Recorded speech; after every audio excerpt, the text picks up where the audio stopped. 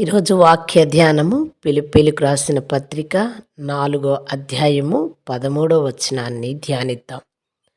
నన్ను బలపరుచు వాని యందే నేను సమస్తమును చేయగలను. ఆమేన్. భక్తుడైన పౌలు గారు ఈ విధంగా అంటూ ఉన్నాడు, నన్ను బలపరుచు వాని యందే నేను సమస్తమును చేయగలను అంటూ ఉన్నాడు. తనకు ఉన్న జ్ఞానమును బట్టి కానీ బలమును బట్టి కానీ తను చేయగలుగుతాను అంటలేదు, కానీ కేవలము దేవాది దేవుని బట్టియే నేను ఏ పనైనా చేయగలుగుతాను అంటూ ఉన్నాడు.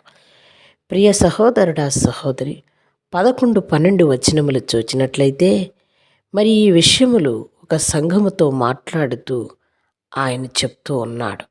మీరు ఎల్లప్పుడూ సంతోషంగా ఉండాలి అంటూ ఆ సంఘానికి చెప్తూ ఉన్నాడు. ఫిలిప్పీలకు సువార్తను బోధించినప్పుడు మరి నేను ఏ స్థితిలో ఉన్ననో ఆ స్థితిలో సంతృప్తి కలిగి నేర్చుకుని ఉన్నాను అంటూ ఉన్నాడు. మరి దీన స్థితిలో కూడా నేను ఉండగలను, సంపన్న స్థితిలో కూడా నేను ఉండగలను. ప్రతి విషయంలోనూ అన్ని కార్యముల్లోనూ కడుపు నిండి ఉన్నట్టే నేను ఆకులకు నిండుటకును సమృద్ధి కలిగి ఉండుటకును లేమిలో ఉండుటకు నేర్చుకుని ఉన్నాను అంటూ ఈ మాట పలుకుతూ ఉన్నాడు. నన్ను బలపరుచు వాని యందే నేను సమస్తమును చేయగలను. ప్రభువైన యేసుక్రీస్తు వారి ద్వారా పౌలు భక్తుడు బలపరచబడి ఉన్నాడు కాబట్టే సమస్తము కార్యములను నేను చేస్తాను ఆ దేవాది దేవుని పేరిట అంటూ ప్రతి ఒక్కరికి ఆయన ప్రకటన చేస్తూ ఉన్నాడు. ప్రియ సహోదరుడా సహోదరి, మనకిచ్చిన దాన్ని బట్టి మనకున్న దాన్ని బట్టి నిత్యము దేవునికి కృతజ్ఞతలు చెల్లిస్తూ దేవుని వైపే ఉండి ఆయన జ్ఞానాన్ని పొందుకోవాలని మనము కోరుకోవాలి. దేవునికి ప్రీతికరముగా మనము జీవించటానికి ఇష్టపడాలి అని దేవుడు కోరుకుంటున్నాడు. అందుకనే భక్తుడైన పౌలు ఈ విధంగానే వివరిస్తున్నాడు. అందుకనే 19వ వచనంలో ఈ మాటను కూడా అంటూ ఉన్నాడు. కాగా దేవుడు తన ఐశ్వర్యము చొప్పున క్రీస్తు యేసునందు మహిమలో మీ ప్రతి అవసరతను తీర్చును అని చెప్తూ ఉన్నాడు. మరి ప్రతి అవసరతను తీర్చేవాడు ప్రభువైన యేసుక్రీస్తు వారని దేవాది దేవుడు మనకి సహాయకుడై ఉన్నాడు. ఆయన యొక్క ఐశ్వర్యములో మన అవసరతలన్నీ తీరుస్తాడు.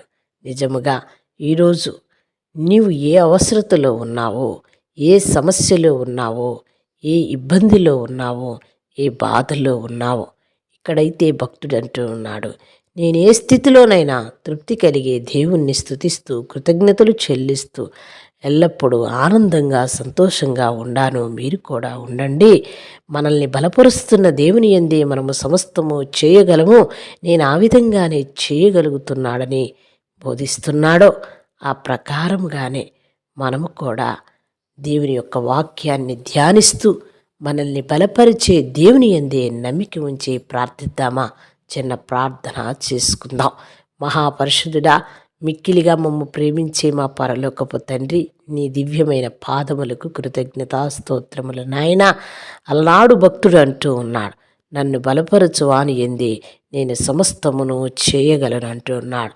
తన బలమును కానీ, తన తెలివిని కానీ, తన జ్ఞానమును కానీ నమ్ముకోలేదు, కానీ ఆయననే నమ్ముకొని ఉన్నాడు. ప్రభువా, అవును, మేము ఏ స్థితిలో ఉన్నా సంతృప్తి కలిగి జ్ఞానము కలిగి నాయన నిన్ను స్తుతించే బిడలగా, ప్రతి విషయముకు నీకు కృతజ్ఞతలు చెల్లించే బిడలగా ఉండుటకు వినుచున్న వారికి నీ మాకును సహాయము దయచేయండి అయ్యా. మీ మహిమైశ్వర్యముతోనే మా అవసరతలన్నీ తీరుస్తానన్నారు.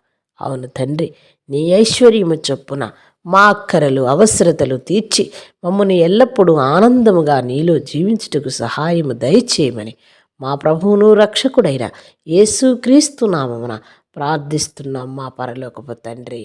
ఆమేన్.